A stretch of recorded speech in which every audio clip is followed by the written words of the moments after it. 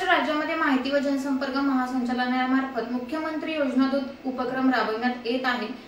त्या अंतर्गत राज्यात 50,000 योजनादूतांची निवड करून त्यांना 6 महिन्यांसाठी दरमहा 10,000 रुपये मानधन दिले जाईल आणि याच योजनेअंतर्गत निवडले गेलेले योजनादूत हे शासनाच्या ज्या काही स्कीम येतील, ज्या काही योजना येतील त्यांची माहिती नागरिकांना पोहोचवण्याचे काम करतील।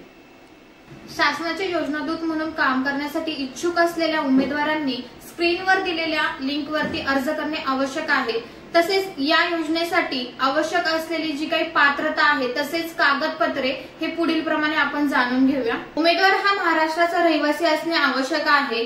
त्याचबरोबर उमेदवाराचे वय 18 ते 35 वर्षापर्यंत असावे। महत्त्वाचं म्हणजे उमेदवार हा कोणत्याही शाखेचा पदवीधर असावा आणि त्याचबरोबर त्याला संगणकाचे ज्ञान देखील असावे। उमेदवाराच्या बँकेच्या खात्याशी त्याचं आधार कार्ड लिंक असणे आवश्यक आहे।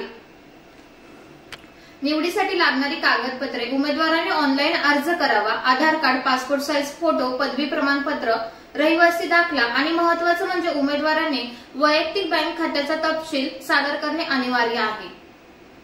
मुख्यमंत्री योजनादूत योजनेसाठी तुम्ही 13 सप्टेंबर पर्यंत अर्ज करू शकता।